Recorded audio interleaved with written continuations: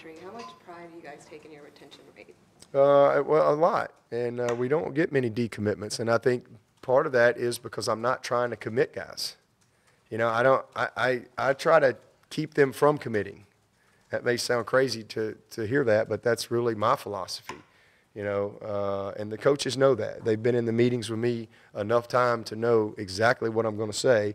So when a guy's ready to commit and he's in my office, he already knows what I'm going to say before I say it. But I don't want a guy to commit unless he knows that that's what he wants to do. There's nothing wrong with just going through the recruiting process. You know, there's nothing wrong with it. But I just believe if you're transparent and you are just honest with people and just tell them, hey, here's what commitment means, and if you bless you, if you can't if we can't agree on what that definition of commitment is, well then let's just keep recruiting. Now nobody gets mad. We don't have any drama. Hey, if it works out, it works out. But if you really want to be committed and you want me to be committed to you, well then here's what it means. Now we're all on the same page with that. Hey, let's hug necks and high five and let's go on about our business.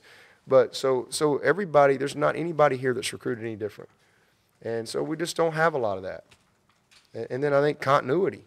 You know, I mean, you see a lot of things, a lot of these decommitments, the coaches are fired or leave or whatever it may be, and that's, you can understand when you have drastic changes like that. But and then we don't offer a lot of people. You know, we're very focused in the recruiting process, and this was a really challenging class because we knew we were going to have to sign a big class, but we met a lot of needs early. I mean, these two tight ends we're signing, man, did we need to go and sign? We needed to hit a home run, and boy, we did.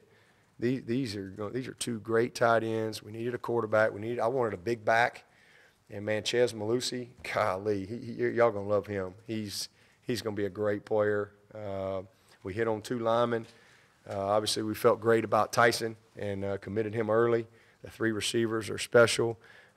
D-line is a huge need for us, and to bring in 5 D linemen is big. 4 of them at mid-year to give us the bodies that we need to be able to practice this spring.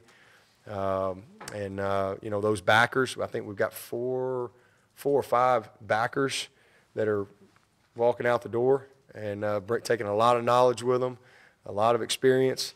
So I think we hit a home run with the guys that we're bringing in here at linebacker. We signed 2 good corners last year. We added 2 good ones this year to really shore us up at that position. We love our safeties. And now to be able to add 4 more guys to that, because, you know, next year you're going to have Denzel's a senior, Muse a senior, Kayvon's a senior. Nolan will be a junior, and man, what a player he's turned out to be. And got 2 more years. He's going to be a great player when it's all said and done. And now to add 4 young guys to really shore up what we need there, and not just at safety, but our nickel Sam position.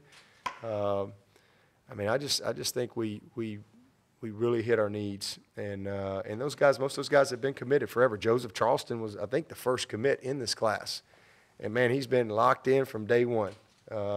Just won a state championship. I think we had 5 guys maybe win state championships. This is a really good class, and it was challenging, but a lot of fun to put it together.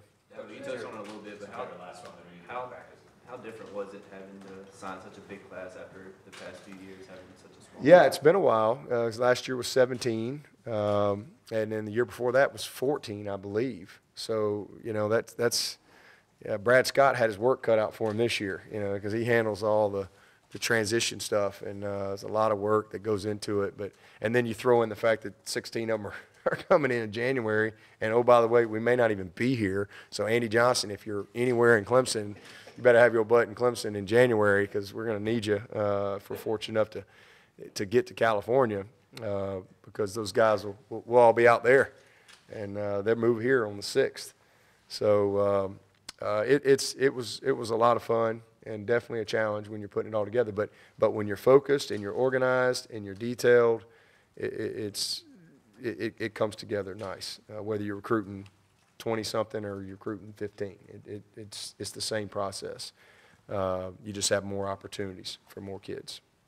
Thanks, Coach. Okay.